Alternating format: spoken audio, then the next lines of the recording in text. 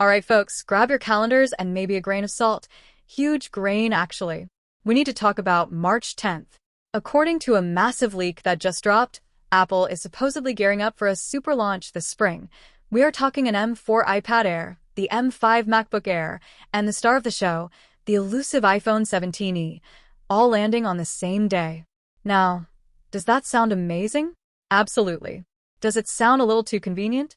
See, Apple roadmaps are usually as clear as mud, so when we see a specific date like March 10th pop up on Twitter, it's easy to get excited. But let's pump the brakes for a second, because a tweet is just a tweet. However, what actually makes this interesting isn't the date, it's the noise coming out of the supply chain in China. Reliable leakers on Weibo are claiming that Apple officially flipped the switch on mass production for the 17e right after CES. Now, this is the part that actually matters. Apple doesn't just start mass production for fun. Once those assembly lines start rolling, the design is locked in. There is no turning back.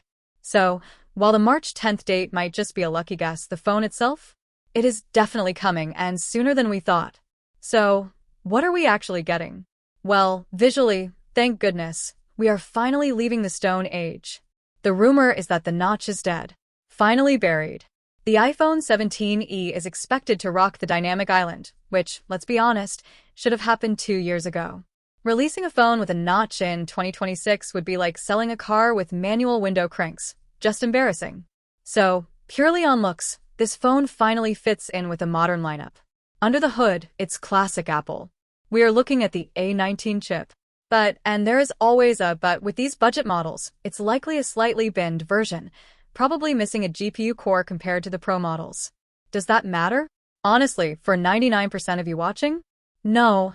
Unless you are rendering 4K video on your commute, you won't notice. It's a smart move by Apple to keep costs down while still guaranteeing you get software updates for the nenext 5 years.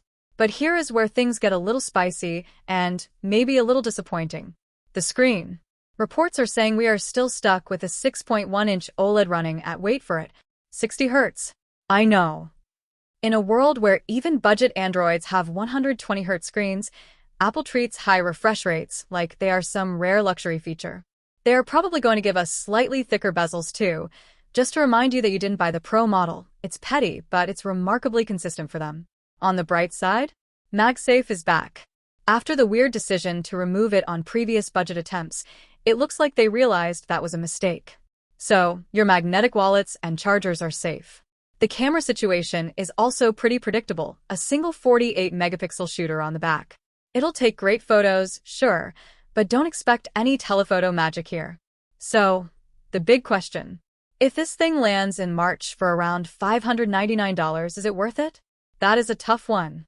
At $600, you're staring right at discounted older Pro models that have better screens and more cameras.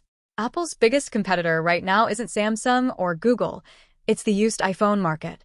But if you just want a fresh battery, a modern design, and that dynamic island without spending $1,000, this might finally be the SE-style phone you actually wanted. What do you guys think? Is a 60 Hz screen a deal breaker in 2026, or do you just not care as long as the battery life is good? Let me know in the comments below. I seriously want to hear your take on this. Don't forget to hit that subscribe button so you don't miss the review when this thing actually drops. Catch you in the next one.